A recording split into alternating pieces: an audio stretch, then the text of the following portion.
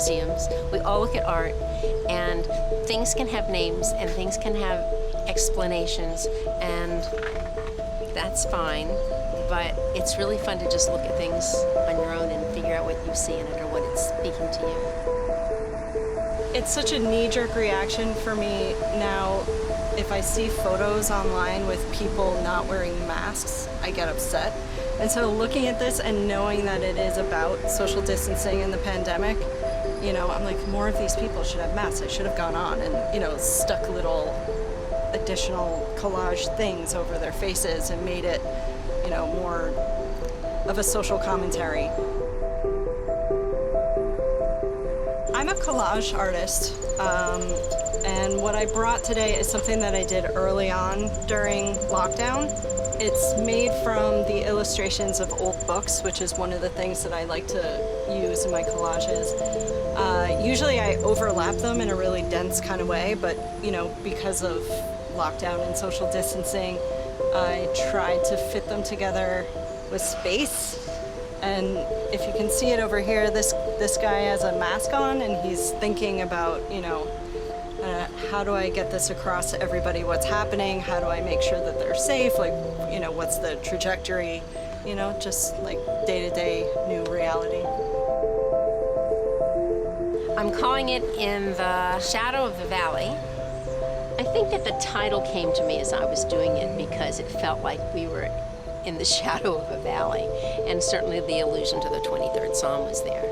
It's based on two things. It's based on originally a photo that I took when I was in Switzerland a couple of summers ago, and also I'm lucky enough to be taking classes off and on with a local artist, Kim Adlerman, who teaches classes at Y, and I forget what medium she had us used. It was some tempera maybe and pastel, and I realized I needed to use a reference photo that had a lot of contrast and some pretty clear lines for that particular project. I call them my littles, all these figures and animals and things.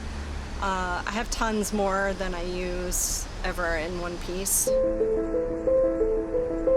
You know, and I lay them out in different configurations, sometimes just to kind of get to know them and see what they're saying to me, what they're saying next to each other. I have them all spread out so I can, you know, fit them in and make sure that they have a good rapport with whoever's next to them. I use an archival glue stick and off I go. I don't sketch it out at all. I don't lay it out in advance. I just, as I go, it builds to the next one. You know, it's easy just to look at a landscape and just say, well, it's just a pretty picture, it's a landscape. But by the time I finished this, it was probably in March sometime, maybe April, and you know, we were into the shutdown. And so it came to symbolize something to me, which was, obviously I was drawn to the picture by the high contrast between the sunlight on the grass and then the shadow in the background.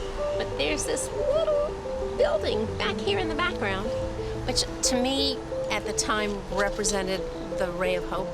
Like there was so much in the shadow in these buildings in the front and so much potential darkness. And then this was like the little ray of light in the distance, so. What I had envisioned as a follow-up to this was going to be like a car picture driving off a cliff, because that's more what it felt like. But this was more about piecing everyone together and showing how they are interconnected, but yet we have to stay separate. I happen to enjoy putting buildings into landscapes because I like the challenge of getting the perspective. You just look at say on Main Street and everything's sort of lined up and it's all the same perspective, but then when things are at angles to each other, that's a different kind of a challenge, and I find that fun.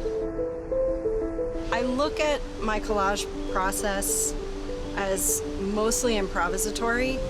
If it's a scene that I'm working on, I do have a very basic sketch. I don't consider myself very good at the sketch phase, so it's really rough. And then I go in and I work it out in more detail with the colors as I go. You know, because I use salvage materials, old books, old magazines, I never know what I'm gonna have when I sit down. And so it doesn't help me to plan it out too much because it may not end up going that way. When I work in pastel, I always work on sanded paper. Generally, if the paper is a white or an off-white, we generally tone it somehow. So a lot of times what we do is we layer things. Like there's different colors in the sky. Like I have a yellowish here and there's kind of a purplish there, because the real sky is like that. The real sky, unless it's an extraordinarily clear day, the sky is not just all one flat color. In here, you can see there's different shades of green. You know, and I've used a yellower green where the lights are. But I don't just apply the yellow green. You know, it's like you work back and forth. You put something on, and then you might say, no, it needs to be lighter, brighter. So then you put something else on it. And that's why you use sanded paper, because it'll hold a lot of pastel, and so you can get that kind of depth to it. You know, I don't know what other artists say. For me, whatever it was when I made it is pretty much locked in. So I don't really have a different impression of it later in time and an event than I did when I made it. Because for me, it's like, oh, that was that moment, and that's it. I think it's more about having space. It's kind of having time. I'm okay with slowing down. A lot of people fight it. Maybe it's because I'm retired. I know my kids are all working, so they're okay, you know? So, and I can't change it.